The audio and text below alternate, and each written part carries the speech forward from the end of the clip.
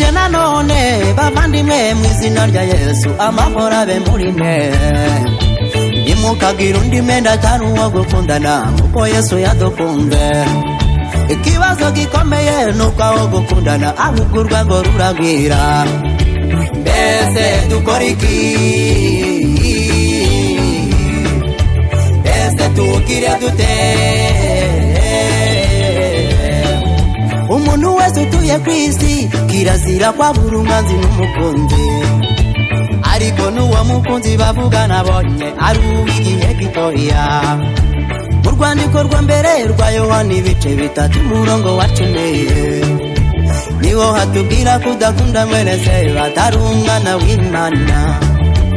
iyo ukomeje ukamanuka ukajya ku murongo wa 15 niho byumvikana neza ko umuntu wese wanga mwene se ari umwicanyi ko turabavandimwe turangana dupiki nanje ndimubemera ko ibi byinshi biba kuri Satani ariko umenye ko dushuka kubikora uyu munsi ejo tukazabizira umenye ko hagati ya Satani n'umuntu harimo inziga ikomeye icyo gituma ahora kubita agatoki ku kandi ashaka ko turimbuka numukurikire Satani aragushuka ni mubi ntugera mu mwijima atabona araguconjomera abe numukurikire Satani aragushuka ntugera mu mwijima atabona araguconjomera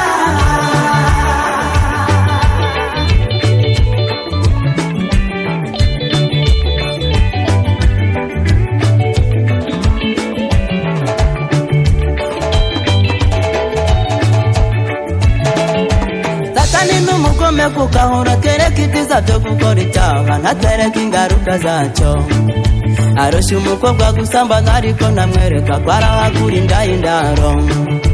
muri ubwo busambanyi ntabwo yakwerekana ko ejo hazavamo uburwayi aragushuka kwica umuntu ariko nakwereka ko ejo uzaba uri muri gereza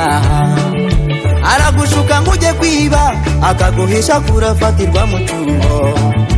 mbega umugome we Satani ntamuhagira aragushuka gutandukana n'uwo mashakanye nakwereke gutagaciro akwereka ishusho y'ibyiza byo gukora icyaha naguha ishusho y'urupfu akwereka uyu munsi ariko ntiyakora ikosa ryo kukwereka ejo hazaza arakubwira ngo nukora uravunika akaguhisha ko ejo uzicwa n'inzara ayiwe mbese uwo wamubwira inshuti numukurikire Satani aragushuka ni mubi ntugera mu mwijima atabona araguconjomera abe numukurikire Satani aragushuka ntugera mu mwijima atabona araguconjomera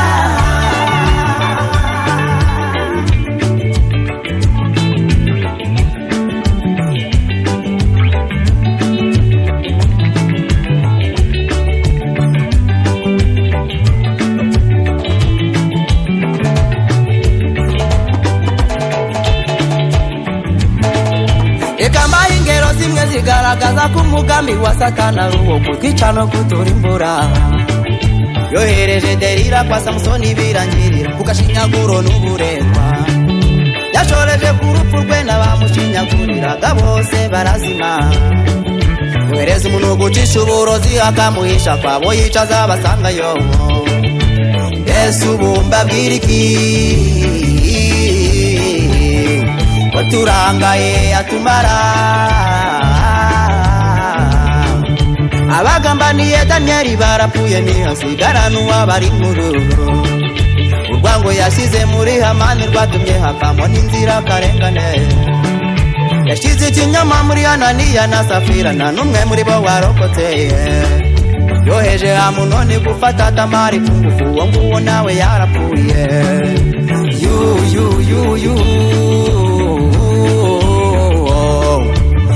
masata tumarawe Habe umukurikire satani aragushuka ni mubi ugera mu mwijima ndabona araguconjomera Habe umukurikire satani aragushuka ugera mu mwijima ndabona araguconjomera arukiraho umukurikire satani aragushuka n'umwicani ugera mu mwijima ndabona araguconjomera Habe sagarukiraho ugera mu mwijima ndabona araguconjomera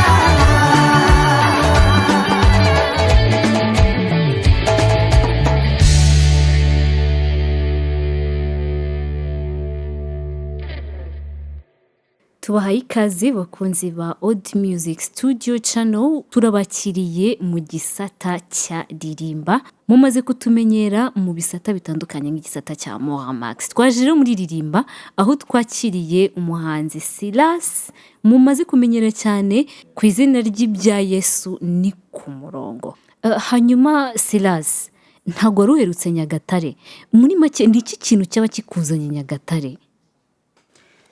Ikintu cyanzanye muri Nyagatare, mu karere ka Nyagatare,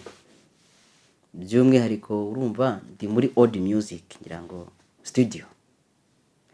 Hanyuma iyi studio iri mu ma studio yankoreye indirimbo nyinshi cyane.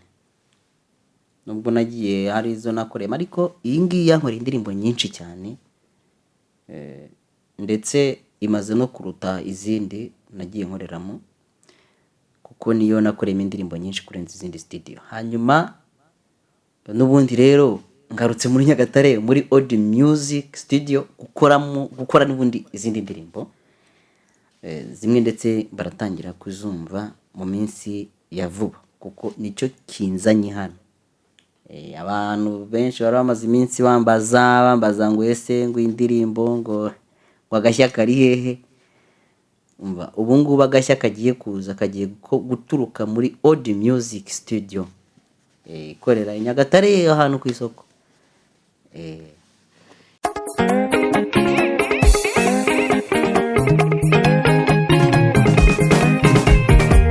Nyuma yo kumara igihe kitari gito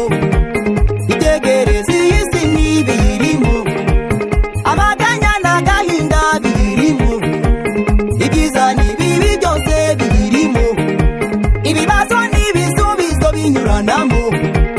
icyo nicyo gitumye nanga ubu butumwa mvugani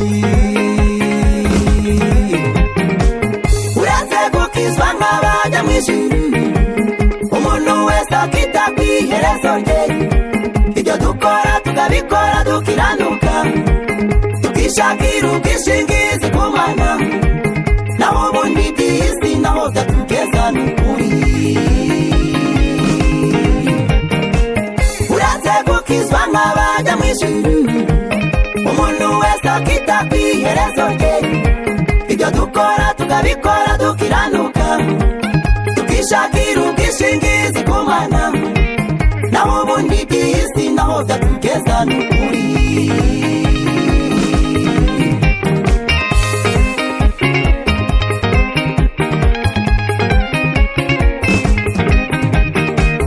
imibabaro n'imiruho by'isi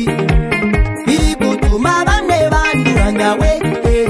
bamwe bariba abandi bagatoroka ingo mu ngo z'abashakanyeho biracika dore bamwe baravuka abandi bapfa batangira urugendo abandi barusoza hari abicwa n'impanuka n'ibyorezo abicwa n'intambara cyangwa uburozi abapfa batarabaho nabo ni benshi munsi y'imyaka 5 nabo si bake harimo n'abiyahura bashaka urupfu ngaho kuko udapfuye wapfa ukavaho abandi barishora mu biyobyabwenge ngo bitume nabo batora agatotsi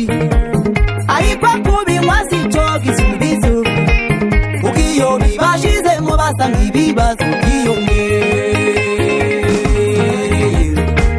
uretse gukizwa nk'abajya mu ijuru kita kwiherezo rye ibyo dukora tukabikora dukiranuka tukishakira ubwishingizi ku Mana naho ubundi iby'isi naho byatugeza n'ukuri uretse gukizwa nk'abajya mu ijuru umuntu wese akita kwiherezo rye ibyo dukora tukabikora dukiranuka tukishakira ubwishingizi ku Mana naho ubundi iby'isi naho byatugeza n'ukuri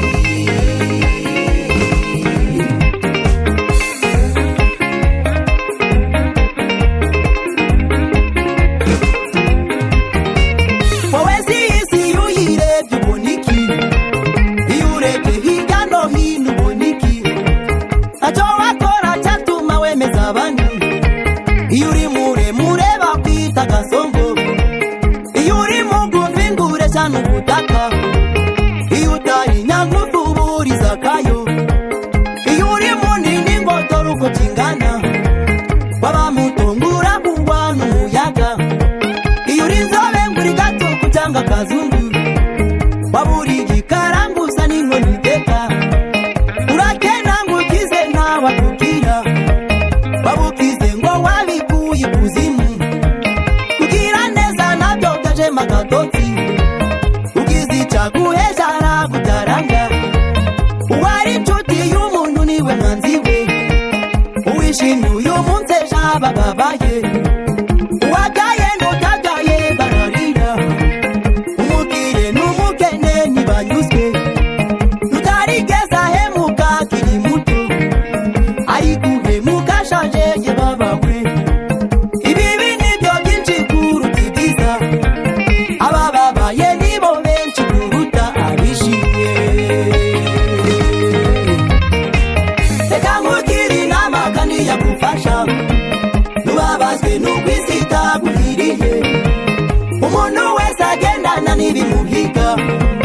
ugenda ukagaruka ujya ushima Imana isi wayishaka ko nta mahoro wagira witsinda nuko uhora wihangana nuko rero ikure mu mubabaro utandukanye umubiri wawe n'ibibi bikuve mu mutima bijye kure yawe ukizwe neza kandi usenga ubudasiba naho ibyo bindi ubona byose ni ubusa ikibirusha agaciro n'ubugingo buhoraho uretse gukizwa nk'abajya mu ijuru umuntu wese akita kwiherezo rye ibyo dukora tukabikora dukiranuka tukishakira ubwishingizi ku Mana naho ubundi iby'isi naho byatugeza n'ukuri uretse gukizwa nk'abajya mu ijuru umuntu wese akita kwiherezo rye ibyo dukora tukabikora dukiranuka tukishakira ubwishingizi ku Mana naho ubundi iby'isi naho byatugeza n'ukuri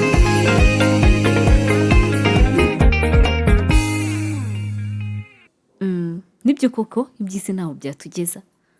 Ni iyihe nama ushobora kubwira cyangwa se kugira abanyamuziki by'umwihariko abakora injyana ya gospel? Ni iki wababwira nk'umuntu ufite aho yavuye ndetse akaba afite n'aho ageze aka kanya akaba afite n'izindi ntumbero mu hazaza? abanyamuziki ba gospel nyarwanda irimo ibibazo byinshi Satani yarayihagurukiye, ariko icyo nabasaba ni ugukomera kandi no kwirinda kuko umuntu atirinze bya ibibazo bikomeye cyane. Hanyuma kandi nkaba nabagira inama yo kwavansa no gukomeza icyo umwanzi ashaka ntukimwemerere. Ni ukuvuga ngo icyo Satani ashaka wowe ntuba ari cyo ukora. Ni icyo ngicyo ngira ngo. Kandi noneho mwumvise ubutumwa nahoze ntanga cyangwa se natanze, ubutumwa ndi gutanga bwo muri ziriya ndirimbo yitwa uretse gukizwa n'iriya yitwa ntumukurikire. Nashaka kubwira abantu bose muri rusange banteze amatwi, Satani nubwo adushuka ariko ntacyo yatumarira tumaze kumwemerera gukora ibyo dushakaho. Ubwo atwereka ko atwereka ibyiza byo gukora ikibi, byiza byo gukora icyaha, ariko hirya hari iyo duhuye n'ingaruka z'icyaha nta kintu atumarira. Bivuze ngo rero tugomba kwirinda, ntabwo tugomba kwemera ibyo Satani adushakaho, kuko turi ikinyuranyo na Satani. Ibyo Satani ashaka ntabwo ari byo twebwe dushaka, nkuko iby'Imana ishaka atari byo Satani ashaka. Reka tugushimire Bwana Silas. Njyewe nari Khadija Niyonkuru, mumenyereye cyane mu biganiro bya Mora Max. Mukomeze kugira ibihe byiza, mukore like, share, subscribe ndetse na comment. Ibihe byiza.